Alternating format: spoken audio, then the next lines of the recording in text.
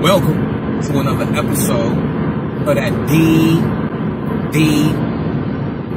deep shit, where we connect the dots on the road. We connect the dots on the road.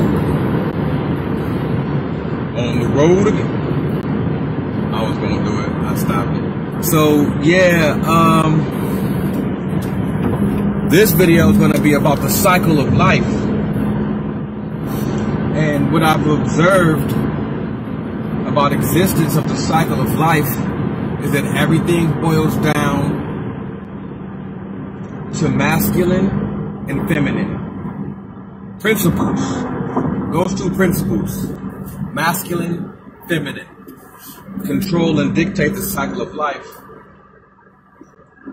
Anytime or when you're observing things on the physical plane about the cycle of life, my observations have found that anything that is not eternal or anything that does not last forever is an illusion.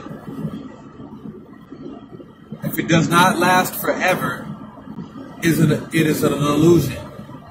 So, for example, grass, flowers, plants, people, you're born, you die.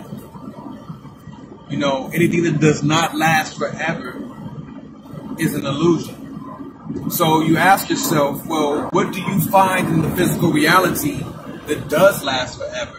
What is a constant? What do you find in this physical reality that is a constant? Well, you have to start looking very minute.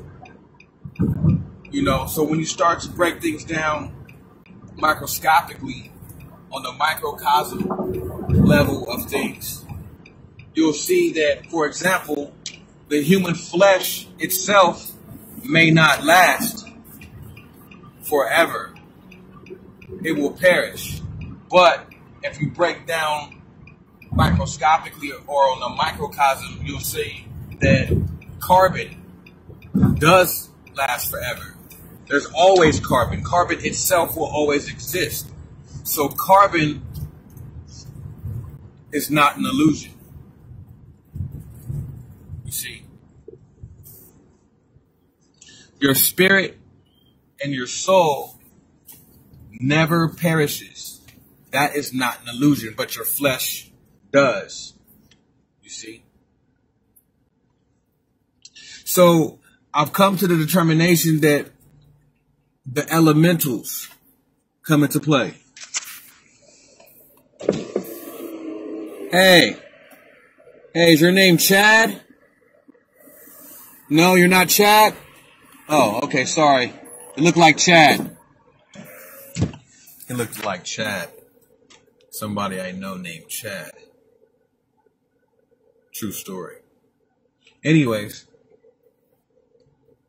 See, look at my wisdom. Look at that wisdom right there. That's wisdom. Don't get it fucked up. So, yeah, I got about 5 minutes. I'm running late.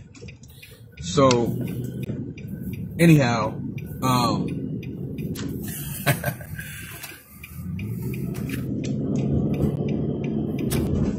my bad. So, if you look at the elementals, this is where you start to find where the reality of things are, things that are constant, the elementals. They always exist. And then if you think about the true form of the elementals, or what we call the elemental gods, earth, wind, fire, water, and you can even throw ether in there, because ether kind of goes in the category of spirit, soul, ether. That comes from the ethers, right? See how that doesn't perish and it's real? Spirit, soul, ether, real. Now let's talk about, fire, the element of fire. The element of fire, even though a fire can be extinguished, but the element itself is always present and constant, because you can even put light in the category of fire. You know what I'm saying? Light is always present and constant. Some form of light, even if you're talking about dark light, or, perceivable light, or different spectrums of light. Light is always constant. Fire, right?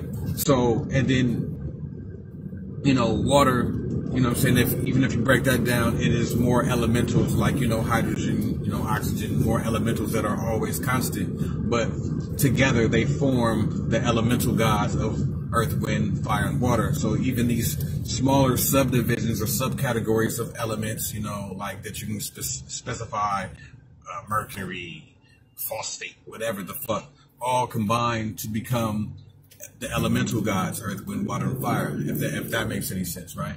And the reason why you know that these elemental gods are real or not illusions is because they act as gods. They can destroy the things that we call illusions. So let's just say, for example, a car. You're like, well, a car lasts for whatever because it just doesn't deteriorate, the metal just doesn't deteriorate. Well, not true, because oxidation over time can start to rust a car, and over hundreds of thousands of years, the car will decompose. The car will rust. And that is a form of the elemental gods controlling the physical reality of things that are illusions. Because remember, God, acronym, generator, operator, destroyer.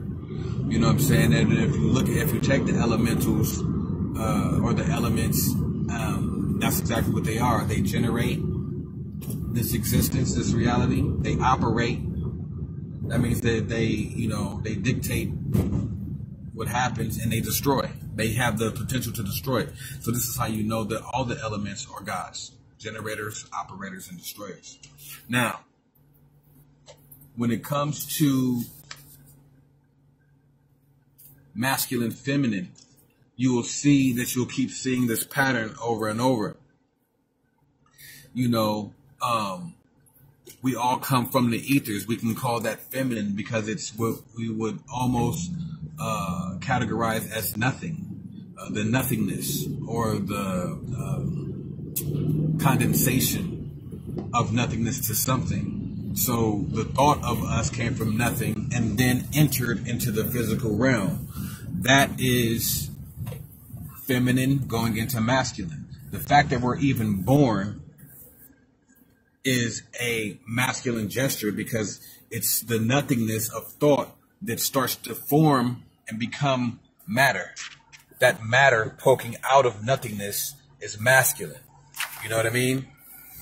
The matter that pokes out of nothingness is masculine. Now, with that being said, even, taking another example of masculine and feminine. So the physical makeup of you, the physical way that you're even constructed when you have a male and a female. No one can really get here without those two things, period. The masculine and the feminine. And then when you perish, or when the soul leaves the flesh, we categorize this as a death.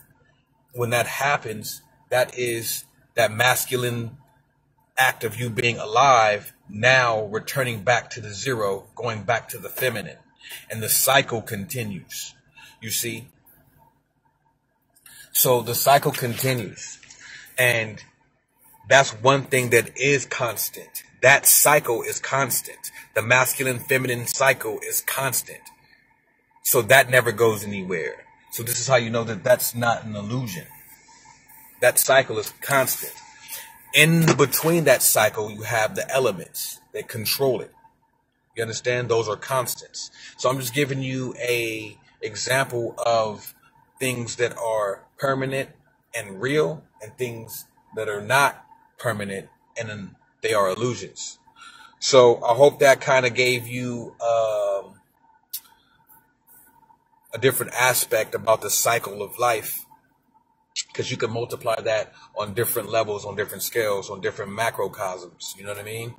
So you could just apply that same formula to whatever. You know what I mean? I might do a part 2 to this, but until then, I'm signing off. You already know the drill. You know what I'm saying? Keep them third eyes open. Log on to newmysteryschool.com. Do us a favor and let's study. Let's get it.